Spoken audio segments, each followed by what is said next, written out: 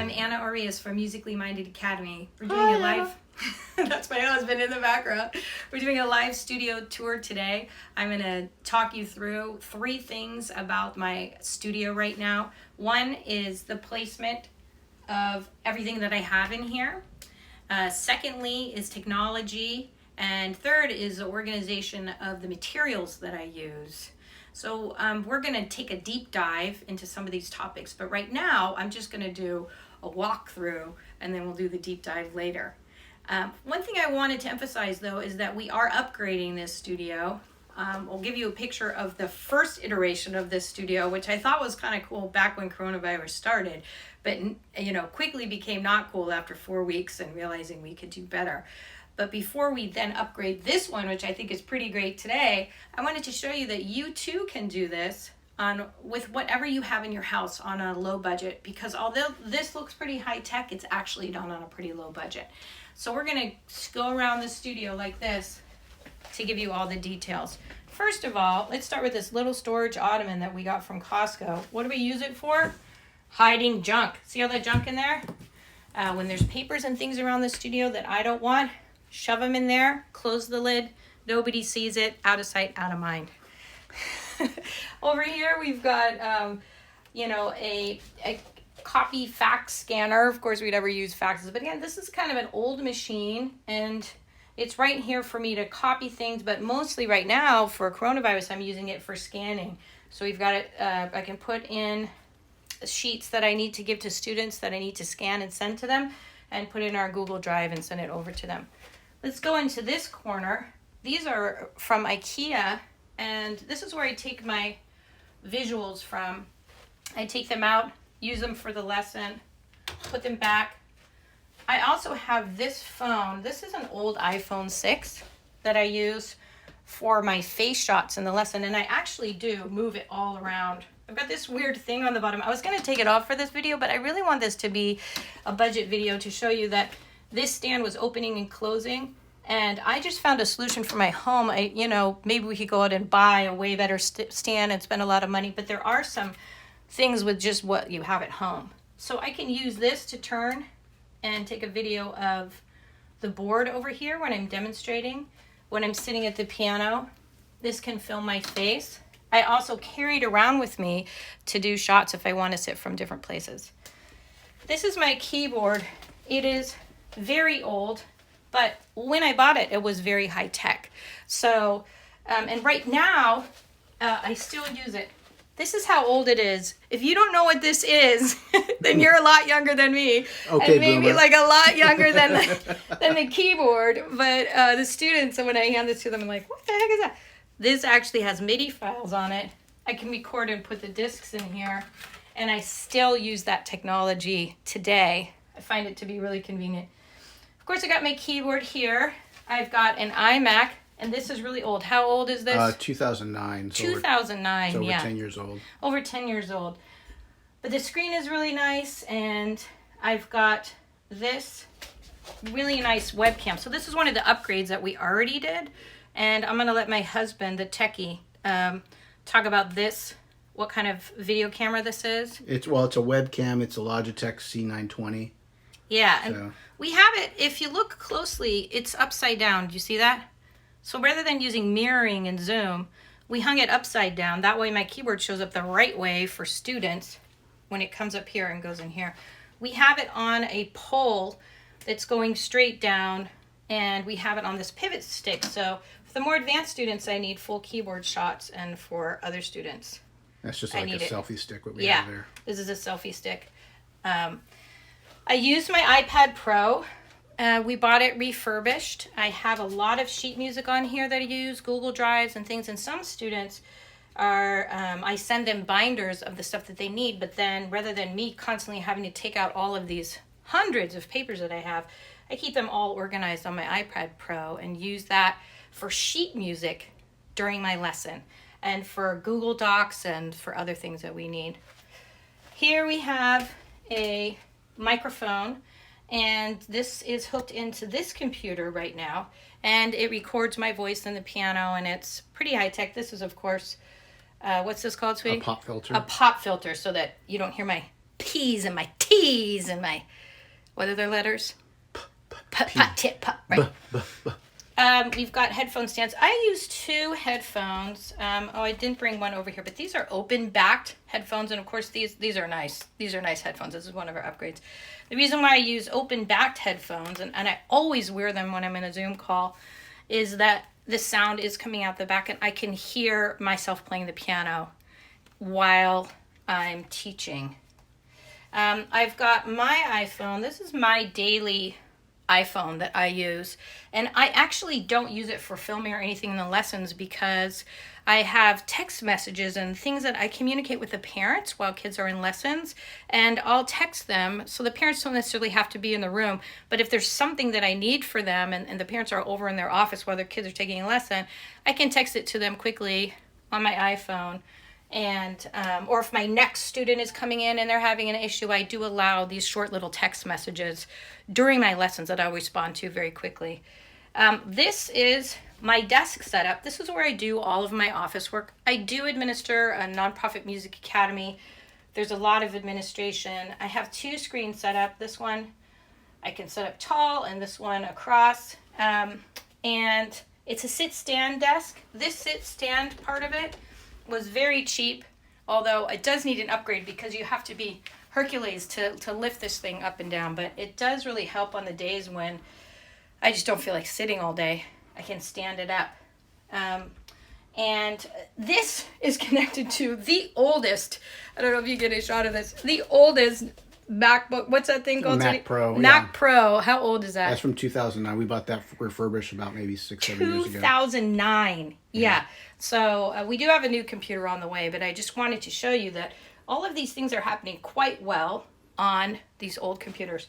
My second set of headphones, which is over there, is not a closed back one, and I put that here. I'll use it when I'm on my computer and doing other things where I need to hear audio, where other people in the house don't want to hear, because the open back headphones, people in the house can hear. Here's my Yamaha upright piano. This is great, an acoustic piano to have it. Right now, a couple weeks ago in our initial setup, we did have the overhead camera over here. I found it to be nice for my advanced students that are playing Beethoven and Chopin and Haydn, because I could really demonstrate up and down the keyboard. But I also teach a number of 5-year-olds, and to have a shot that high was too hard for them. So we did put it on this keyboard. You know, I prefer playing an acoustic piano when I can. So the hope is that we can put an additional second camera here. So just for me personally, it doesn't really benefit the students that much, but so that I can play the acoustic piano sometimes, because that makes me happy. And I want to really emphasize this. When this setup makes me happy, and when you're setting things up for yourself, that's a big priority. What's going to work for you? What's going to make you happy? What's going to relieve some of the exhaustion of teaching online and make you have more fun, be able to connect with your students more? Because when you have a setup that stresses you out, it's hard for you to connect to your students. This is normally on the floor. This is an Air page turner for my iPad Pro. So I do have quite a bit of music in here, and it's hard to swipe and turn the page. And I have this on the floor, and I step on left, right to do that. Okay, and now we go to this IKEA bookcase. So I don't know about you, but I really do not like buying things from IKEA and then having to put them together, because I feel like I always destroy it in the process of assembling it. So my new thing is I go onto IKEA, I see what I want to buy, and then I look on, Facebook Marketplace or Craigslist, and I try to find that exact item. And, we live in the San Francisco Bay Area, so there's a lot of people here, and I can almost always find a fully assembled, cheaper version of the thing that I want. And this I got for $80. The person who sold it to me also happened to have a truck and just bought it over. In 2 hours, I shopped for what I wanted, messaged the person, and had this thing over in my house. Let's talk about what I have up here. So I do have copies of every single book that I use. And again, I have a music academy, so we have an extensive music library. This isn't even a fourth of the music that we have, so I am very privileged in that way. But these are the books that I'm using for my current students right now. I take them out for the lesson, and let's look at this. I'll take them out for the lesson. I'll put them down over here, and then I will sit, usually with my office chair. My office chair is over there right now for videoing, but usually I put this bench over there. I sit in my office chair, and then I'll grab the books, and right here with this camera, I can show them, and then we'll go a deep dive into this, but then I can play the pieces and demonstrate at the same time, sometimes with this whiteboard down here too. Okay. And then when I'm done, I decrease the clutter and put it back on the shelf here. Now I'm going to give you a brief overview of studio organization. I have spent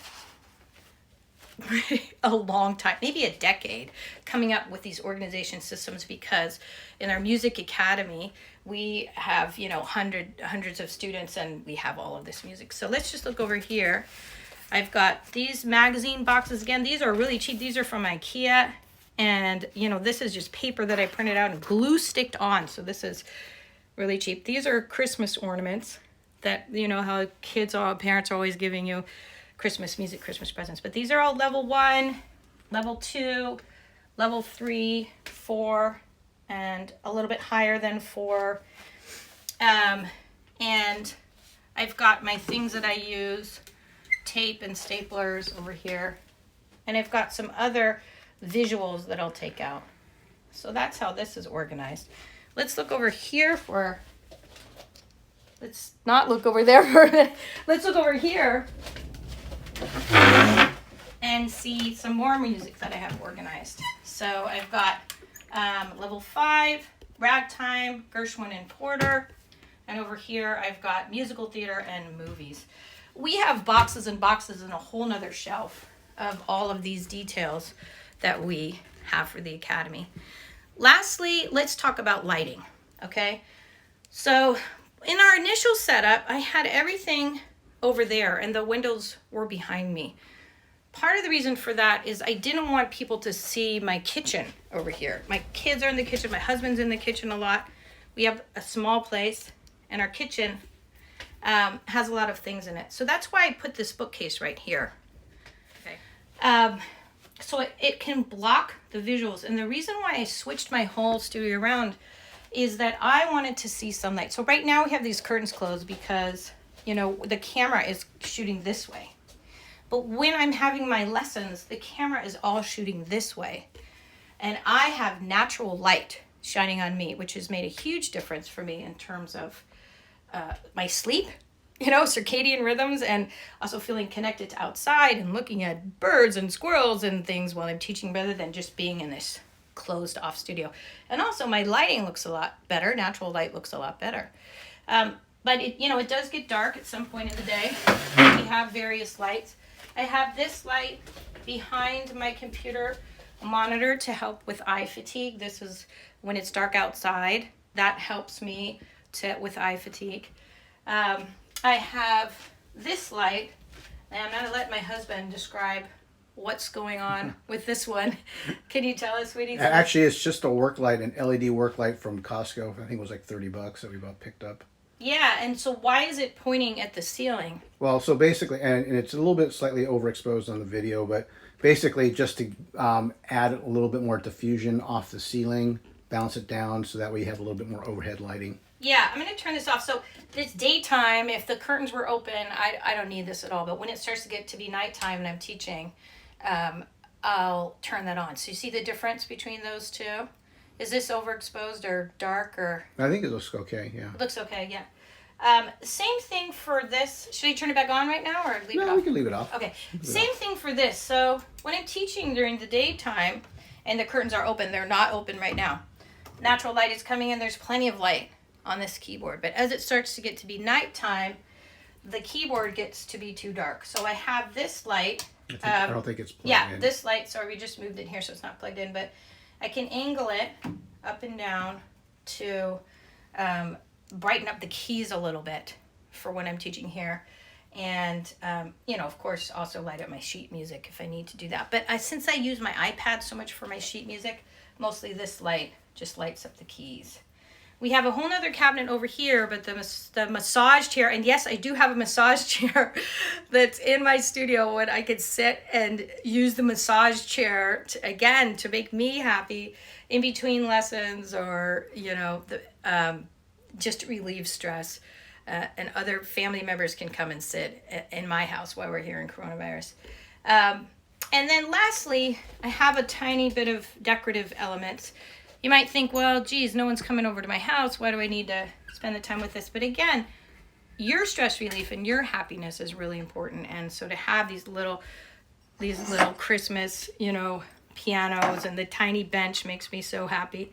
And, you know, these little Christmas, these little decorative elements on the top also just help me feel like I'm in a professional and happy space for myself. Well, that's it for today. Again, we're going to go on a deep dive, especially in the technology. My husband's very techie.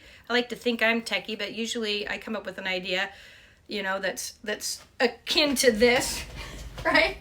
I'm like, hey, I need something. And then my husband will come and like nag it out with some super high-tech version like this, right? I'll have like a broom and a paper towel holder, and then he'll get in here and be like, no, we need, you know, some tech I never even heard of. So I wanted to show you my version first before we get the Michael version, which is all the high-end version. We're happy to take any questions that you have. Of course, like and subscribe to this video in our series. We're going to be giving a lot of tips for organization, for online teaching, for teaching in general, for technology solutions, for music, and for how to make your practice better on whatever budget you have. That's all for today. Thank you so much for tuning in.